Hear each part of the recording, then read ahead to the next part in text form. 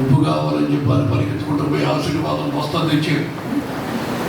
ఉప్పు వేయబడాలి అని చెప్పానంటే పరిశుద్ధాత్మ దేవుడు ఆ పాటలో ఉండాలి. ఆమె తండ్రి అయిన దేవుడు ఉండాలి, కుమారుడైన యేసు ఉండాలి, పరిశుద్ధాత్మ దేవుడు ఉండాలి, అపోస్తుల ఉపదేశం ఉండాలి. ఇది పాట, ఇది సంఘంలో పాడుకునే పాట. అంతేగాని కొన్ని పాటలు కొన్ని పాటలు అవి ఏం పాటలు నాకు ఇప్పటికీ అర్థం కాదు. ఆ పదాలు ఏమిటో అర్థం కావటం. కానీ ఒకటి మాత్రం తెలుస్తుంది, నేను వెళ్ళిన మీటింగ్లో డ్యాన్స్ ప్రోగ్రాం మాత్రం బాగానే ఉంటాడు. ఏదన్నా చిన్నపిల్లలు 2 రూపాయలు లేదు, చిన్నపిల్లడికినా చిన్నపిల్లడు కదా, ఆడికి డౌట్గా ఉండదు. నువ్వు చిన్నోడు కదా, వేసే బాస్ గారి దగ్గర సమయంలో వల్ల సేవ చేయాలి. ఆమె హల్లెలూయా. మీ పిల్లలందరూ దేవుని మందిరములో ఒలీవ మొక్కల వలె ఉండాలి. ఆమె హల్లెలూయా. ఎలాంటి పిల్లలు ఏదన్నా నడుము తిప్పినా, కొంచెం కులికినా, కొంచెం ఏదో పిల్లలు కదా అనుకోవచ్చు. అలాంటి వాడుగా యూత్ కాస్త యవనస్తులు వాళ్ళని తీసుకొని వచ్చి స్టేజీల మీద డ్యాన్స్. నేను చెప్పాను కదా, ఈ పాటల పోటీలో ఇంకొక సిస్టర్ వచ్చింది. ఇప్పుడు మన మధ్యలో ఉన్న జ్యోతిలక్ష్మి గారు ఒక పాట పాడతారు. నేను ఆ పాస్టర్ బాప్తిసం అందరూ ఆ అమ్మాయి పొందిందండి. ఆ పేరంటే ఆ అమ్మాయికి ఇష్టం అండి. అందుకని బాప్తిసం తీసుకునేటప్పుడు జ్యోతిలక్ష్మిని పెట్టేశానండి. నువ్వెందుకు పెట్టారా బాబు జ్యోతిలక్ష్మి అని చెప్పానంటే, వాడు అడిగిన పేరు పెట్టకపోతే సంఘానికి రాదు కదండి. ఇదొక బాధ. అవునా? సరే, ఆమె అక్కడి నుంచి వెనక నుంచి వస్తుంది. నేను అనుకున్నాను ఎలా గజ్జిడి గుర్రం ఏమైనా వస్తుందా అనుకున్నాను. గుర్రం కాదు, ఆడపిల్ల వస్తుంది. అక్కడి నుంచి గల్లు గల్లు గల్లు అంట. మామూలుగా రాత్రులు దెయ్యం తిరుగుతుంటాయి కొన్ని ఎండల్లో. గల్లు తీసుకున్నది, మైకి తీసుకున్నది, మాకు దండం పెట్టింది. దండం దేవునికి స్తోత్రం అంటదేమనుకున్నాను. కానీ మైకి తీసుకొని సభకు నమస్కారం అన్నాడు. ఎందుకంటే పేరుకు తగినట్టుగానే జ్యోతిలక్ష్మి కదండి. కాకపోతే ఈమె జూనియర్, ఈమె జూనియర్. సభకు నమస్కారం అన్నాడు. పక్కనుండే పాస్టర్ నాకంటే కొంచెం వయసులో పెడతాడు. సభ అంటే ఏంటండి అన్నాడు. అదేనండి డ్రామా డ్రెస్ కంపెనీలో సీన్ ఎంత తాగి సభకు నమస్కారం. పాపం ఆయనకి తెలియదు, ఎందుకంటే చిన్నప్పటి నుంచి పద్ధతిగా పెరిగినట్టున్నాడు. ఈ జిగేలు రాణి సంగతి తెలియదు. జిగేలు రాణి పాట కూడా విన్నా. అందుకని ఆ పిల్ల పేరు జిగేలు రాణి అని పెట్టింది. జ్యోతిలక్ష్మి కదండి, పేరు మార్చండి లేదు, పేరు బాగుందండి అన్నాడు. నీకు నచ్చిందా? వా అలా కోరి పిలుచుకోవడా. ఇక ఆవిడ మైకి తీసుకొని నేను పాడకపోయే పాట హృదయాన్ని గురించి. ఓకే అబ్బాయి 2-4 పెట్టుకో అన్నారు. 2-4 అంటే ఇప్పుడు నాకు తెలియదు. ఇన్ని సంవత్సరాలకి సేవ చేస్తున్నా 2-4 అంటే అది నడక ఉందా పెట్టుకోను. అది నువ్వు పెట్టుకోవాలి. తర్వాత కీబోర్డ్ అబ్బాయిని చూసింది. కీబోర్డ్ అబ్బాయిని చూసి నా పాట నీకు తెలుసు కదా, దాన్ని పెట్టుకోవాలి. అంత వరకు ఈ కీబోర్డ్ పిల్లోడు, తబలా పిల్లోడు నీరసంగా కూడా. ఆ అమ్మాయి ఎప్పుడైతే స్టేజీకి సభకు నమస్కారం అన్నదో, ఈయన వీడు కాలాలన్నీ సెట్ చేసుకుని పొడి తీసుకుంటూ వస్తున్నారు. ఆ పిల్ల ఆ పెళ్ళి ఏమన్నా మీకు సరైనగా నీకు ఇచ్చింది అనుకున్నా. మీరు 2-4 పెట్టుకో అన్నది. అంత వరకు ఈ కీబోర్డ్ పిల్లోడు, తబలా పిల్లోడు నీరసంగా నీరసంగా ఇప్పుడు నేను పాడబోయే పాట హృదయాన్ని గురించి. అనుకొని హృదయం ఎక్కడున్నది, హృదయం ఎక్కడున్నది, నీ చుట్టూ నీ తిరుగుతున్నది యేసు అన్నది మన ఐదు దగ్గర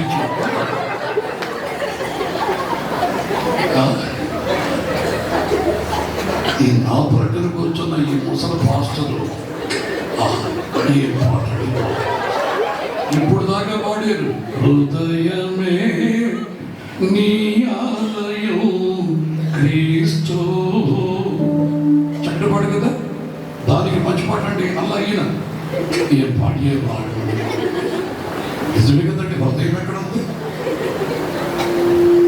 మళ్ళీ మంచి పాట చూడండి. నువ్వు ఆభాయబాబు సినిమా పాటాను, సినిమా పాట సైతం దిగు. హృదయము అన్నిటికంటే మోసకరమైంది. ఇదేదో ఒక అద్భుతం పో అంటే స్వస్థపరచబడేది కాదండి. ఏమండి? లేకపోతే ఒక పూట ప్రార్థనకు వస్తానండి, ప్రార్థన చేయించుకుంటానండి అంటే స్వస్థపరచబడేది కాదు హృదయం. నువ్వు దేవుని వాక్యాన్ని నీ జీవిత కాలం అంతా నువ్వు వినాలి. నీవు ఆయన వాక్యం నీ హృదయంలో అడుగు పెట్టాలి. ఎప్పుడైతే యేసు ప్రభు హృదయంలోనికి అడుగు పెడతాడో వాక్యమై ఉన్న దేవుడు, ఆ వాక్యము నిన్ను వినే కొంది, విశ్వాసము కలిగే కొంది, వాక్యం ఉపదేశం ప్రకారం నడిపించబడే కొలది, బాప్తిసం పొంది పరిశుద్ధాత్మ చేత నింపబడి మూర్ఖులకు ఈ తలవారికి వేరై దేవుని ఆత్మ చేత నడిపించబడే కొలది నీ హృదయం శుద్ధీకరించబడుతుంది. దేవుని వాక్యం నీ హృదయాన్ని శుద్ధీకరిస్తారు. ఆ సమర్పణ, ఆ త్యాగం, దేవుని కొరకు బ్రతికి ఆ జీవితం నీ జీవితంలో అద్భుతం చేస్తారు. నీ హృదయంలో వాక్యం అంటారు. అప్పుడు నీవు ఆ వాక్యపు వెలుగులో నడిపించబడతావు. ఆమె ఆ వాక్యం నీ పాదాలకి దీపమై పడతాది. కనుక ప్రియమైనటువంటి వారు, సమర్పించబడిన సేవకు ప్రతిష్ఠిత వస్త్రములు కలిగి దేవుని కొరకు ప్రాణాత్మ శరీరాలను అప్పగించుకొని సంఘము కొరకు ప్రాణం పెట్టగలిగే ఆ సేవకులు వెతకి అక్కడ నీవు అడుగు పెడితే నీ అంతరంగము శుద్ధీకరించబడతాది. ఆమేన్, హల్లెలూయా. నీ అంతరంగము శుద్ధీకరించబడతాది. నా తోడుగా నీ నీడలో నేను కలకాలం ఉండాలని, నీతోనే నేను రానా, నీతోనే ఉండిపోనా, నా తోడుగా నీవు నీడలో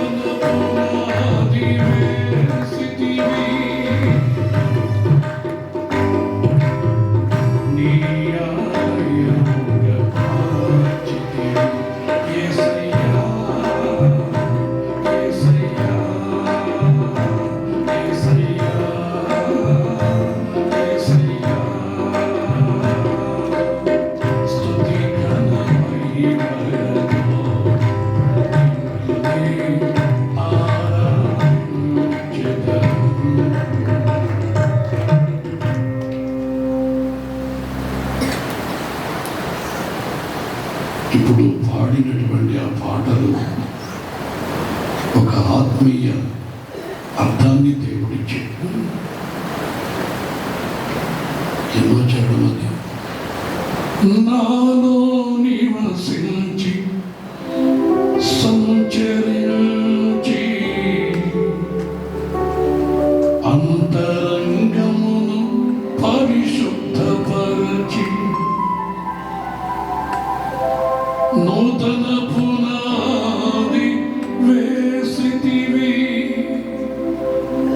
నీ ఆలయముగా మార్చితివి. అంతరంగములోనికి వాక్యం పెట్టాలి. వాక్యాన్ని నీ హృదయంలోనికి ఆహ్వానించుకోవాలి. ఎప్పుడైతే నీ జీవితాన్ని బాగు చేసే పరలోకపు మాటలు, యేసయ్య మాట నీ అంతరంగములో అడుగు పెడతాదో అప్పుడు నీ ప్రాణాన్ని శుద్ధీకరిస్తుంది, నీ ఆత్మని శుద్ధీకరిస్తుంది. ఏమిటి ప్రాణం కనబడదు, ఏమిటి ఆత్మ దీపం కనబడదు. ఇవి అంతరంగం. ఈ అంతరంగాన్ని శుద్ధీకరించాలి అంటే లోకములో ఎవడికి చేత కాదు. అంతరంగములో నివసించగలిగే వాక్యమై ఉన్న దేవునికి మాత్రమే సాధ్యం. ఏమిటి వాక్యం చెప్పకపోతే ఒక చిన్న జపం, చిన్న ప్రార్థన చేసుకొని సిలువ గుర్తేసుకొని వెళ్ళిపోవచ్చు కదా మనం. మళ్ళా సంఘానికి యాజకుడు ఎందుకు? ఆ యాజకుడు ప్రతిష్టత కలిగినటువంటి యాజకుడు ఎందుకు? ఆ యాజకుడు సంపూర్ణ సువార్త ఉపదేశం ప్రకటించే యాజకుడు సంఘానికి ఎందుకు? దాన్ని పోయేవాళ్ళు ఎవరినో కానీ ఏడు సంచి తగిలించుకుని అయ్యా మా సంఘంలో వాక్యం చెప్పండి ఆడేదో నాకు మాట చెప్తాడు, వెళ్తాడు. కానీ బాప్తిసం ఇచ్చి మిమ్మల్ని ఆత్మీయంగా కని ఆత్మలో ఆత్మీయ ఆహారముతో పెంచుతున్నటువంటి ఆ సేవకుడు కావాలి. మిమ్మల్ని ప్రభు ఎదుట నిలబెట్టి ఉపదేశం బోధించే సేవకుడు కావాలి.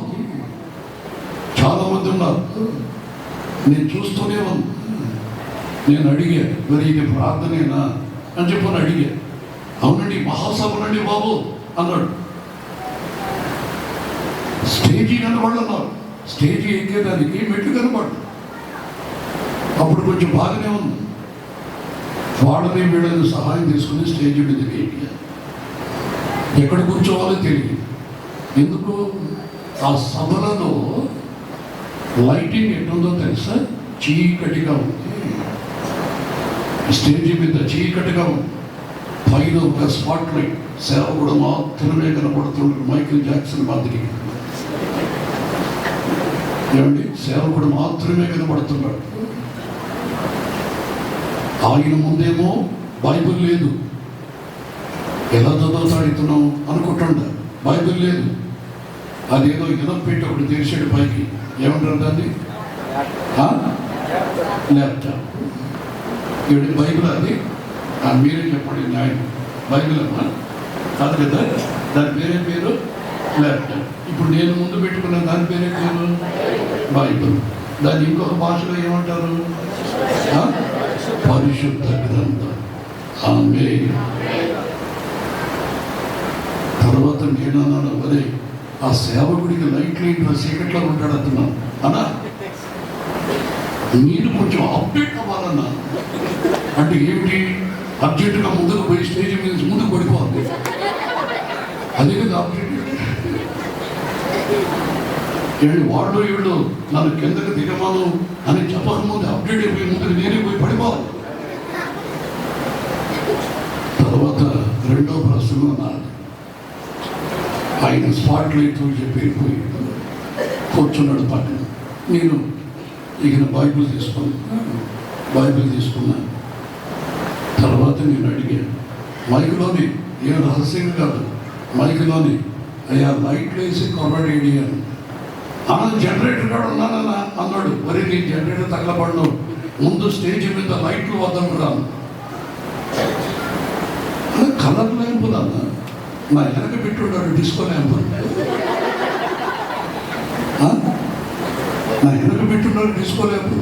నేను ఎక్కటాన్ని దందం దందం దం దందం దందం దం అని అంటుండే.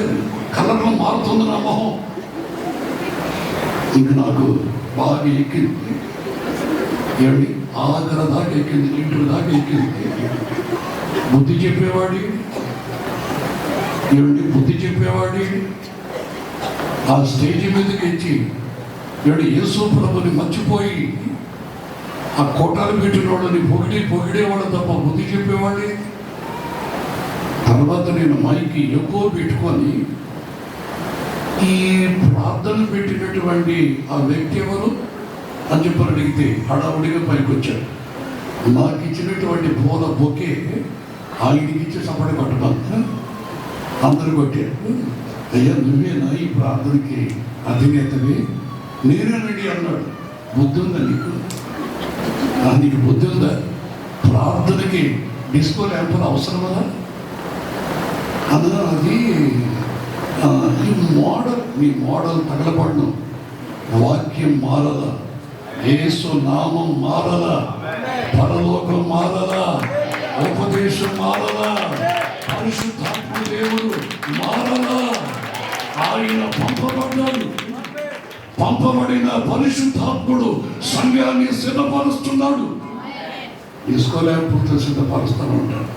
ఆహా, దెబ్బతో కూడా లైట్లకి మీరే తెల్ల లైట్లు వచ్చేసి ఆమె ఏమండి, ఈరోజు రేపు డిస్కో లైట్లు పెట్టేవా నీ బతుకే డిస్కో అయిపోద్ది. జాగ్రత్త. ఏం అర్థం కాదు, చెమట పట్టిపోయింది.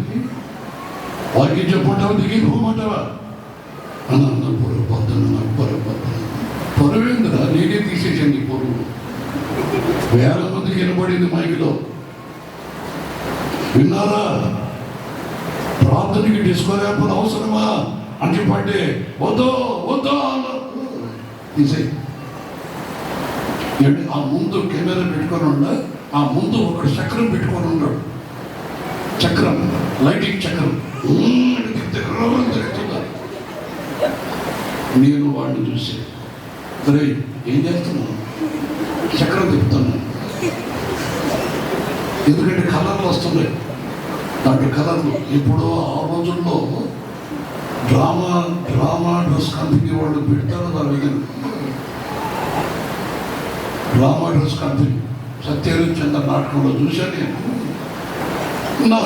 లోహిత ఇప్పుడే నువ్వు రెండు నిండిపోయినా ఏం చెప్పండి, సీక్రెట్లు అయితే. ఎందుకంటే వాడు చచ్చాడు, లోహిత అనేవాడు చచ్చాడు. తర్వాత ఈయన వచ్చాడు, నీళ్లు తాగకుండా ఒకటి ఎత్తుకోవాలి. కాడిసీన్ అన్నమాట. అది కాడిసీన్కి వచ్చినప్పుడు ఇంకో కవర్ పెడుతున్నాడు. మరి ఆపురా కాడిసీన్ మొహం కూడా కొంచెం వెళ్తుంటే చూడండి రా. తర్వాత ఆ చక్రాన్ని ఎత్తుకొని వెళ్ళిపోయాడు. మళ్ళా జీవితంలో వాడు పెట్టడు. అర్థమైంది, ఎక్కడన్నా చక్రం తిప్పేవా నీ చక్రం తిరగదా, జాగ్రత్త. ఇక్కడ అవసరమా అండి? కొంచెం ఆలోచించండి. ఎందుకంటే మీటింగ్లు పోతుంటారు కదా, చూస్తుంటారు కదా మీరు. అబ్బా ఏం తిప్పాడో వాడి చక్రం. చక్రం కాదు, మన బతుకుని జాగ్రత్త చూసుకోవాలి. ఏమంటే నన్ను అడుగుతుంటారు కొంతమంది, ఏమండి ఆయన ఎవరో వచ్చాడంటండి మీ వాతావరణ పేటలకి కుప్పలుగా మొదలు అంటారు. నేను ఎవరిని ఆపును, వండండి. ఆడ పోయిన తర్వాత వాడు వచ్చి చెప్తారు, ఏమండి ప్రార్థన అది.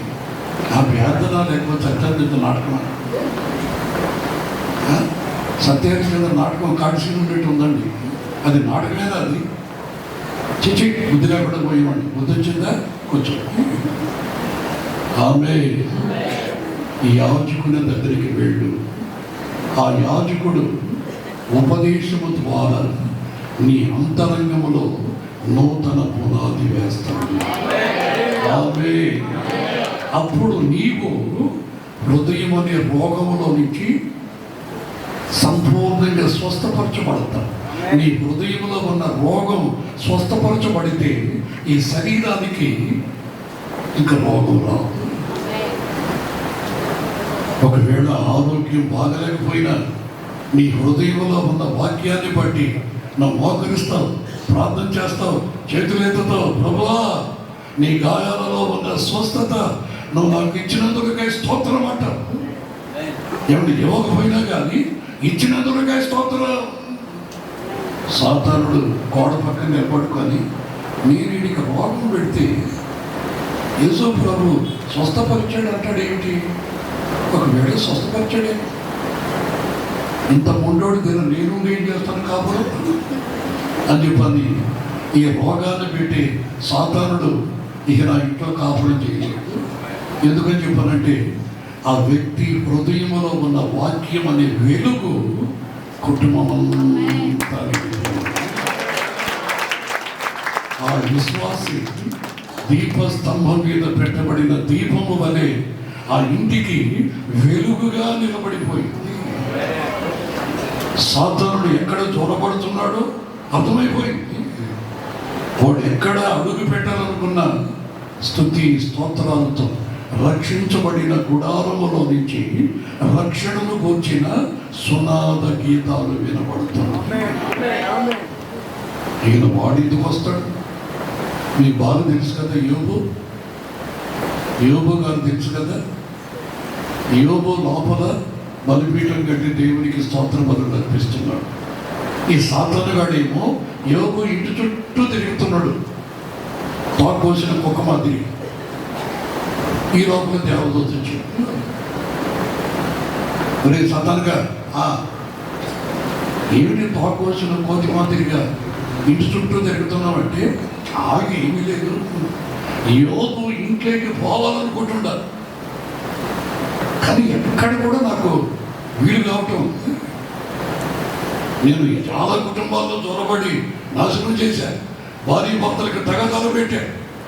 మనుషులేమో శిలగా గోలికి అన్నారు. నేను వేటగాడ మాదిరిగా ఒకటే దెబ్బ గోలికి తచ్చింది. వాడికి అలవాట్లేదు, తాగుడు నేర్పించా. ఏంటి వేరే మనిషిని పక్కింట్లో కాపురం పెట్టించా, వాడికి లైన్ నేర్పించా, వాడి కుటుంబం నాశనం చేశాను. ఇన్ని చేశాను కానీ యోబు ఇంట్లోకి వెళ్ళలేకపోతున్నాను. కారణం ఏమిటి అని చెప్పానంటే యోబు ఇంటి చుట్టూ దేవుని కంచె, దేవుని కంచె వేయబడింది. అదే మన కుటుంబానికి వేయబడిన యేసు రక్తం అనే ప్రాకారం. ఆ ప్రాకారాన్ని ఈ లోకనాథుడు పొరపాటును కూడా దాటలేడు. వాడికి దమ్ము లేదు, ధైర్యమో లేదు. వాడు ఇంటి చుట్టూ తిరుగుతాడు, ఏదేదో శబ్దాలు వినిపిస్తాడు, ఏదేదో గందరగోళం ఉరువులు మెరువులు మెరుస్తాడు. మనమేమో యేసయ్య కౌగిలిలో ఆదరణ పొందుతూ ఆయన ముఖ దర్శనాన్ని చూస్తూ చిరునవ్వుతో నవ్వుకుంటూ హాయిగా ఆయన కౌగిలిలో మనం సేద తీర్చబడతాం. ఆమె వాడు కోతికినట్టుగా ఎగిరి ఎగిరి ఎగిరి షుగర్ వ్యాధి వచ్చి వాడికి షుగర్ వచ్చి వాడు ఇటు వెళ్ళిపోతాడు.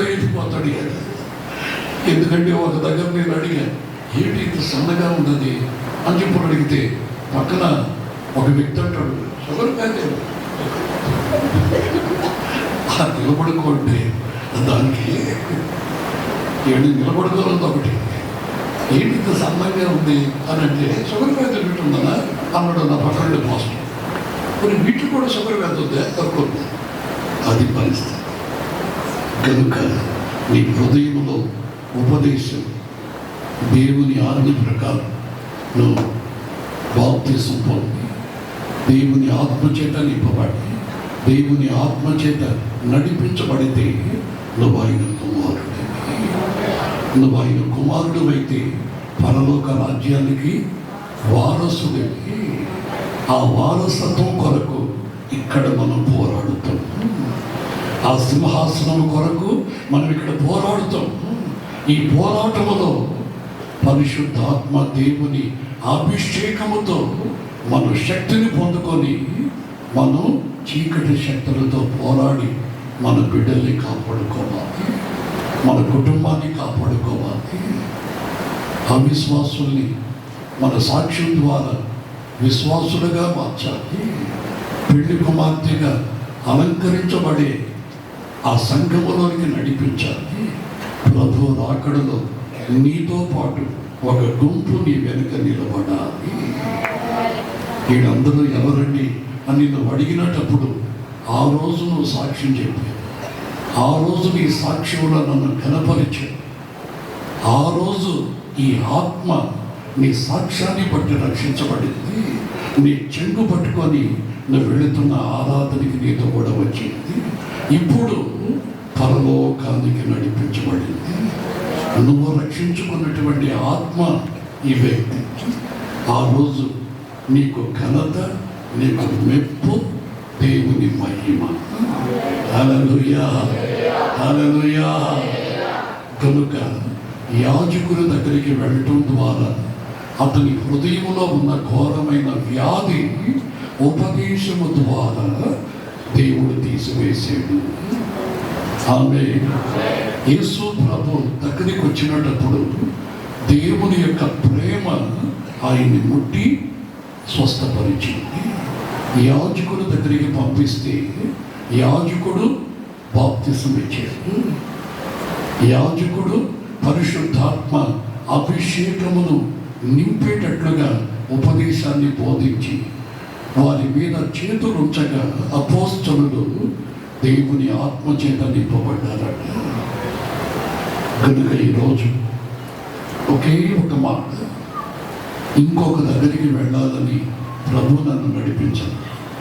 ఈ వాక్యాన్ని మధ్యాహ్నం స్వస్థత సువార్త, ఇదే మాటని సంపూర్ణ సువార్త, ఆయనకే మహిమ, ఆయనే వాక్యమైన దేవుడు. ఏమండి, మనము పోరాలని ఆయన చెప్పినట్లుగా నేను మీకు ఈ మాటలు చెప్పాను. ఈ వాక్యం మీలో స్థిరపరచబడి నూతన పునాది వేయబడి మీ ద్వారా సేవకుని హృదయానికి నెమ్మది కలగాలి. మీ విషయాలలో సేవకుడు దిగులు పడకూడదు, వీళ్ళు బాధపడకూడదు. మీ ద్వారా సేవకునికి సంతోషంగా ఆయన సేవ చేయాలి. మీకు ఎలా వచ్చిందండి ఈ సంతోషం అంటే, నా ఆత్మీయ బిడ్డలు ఇచ్చిన సంతోషం.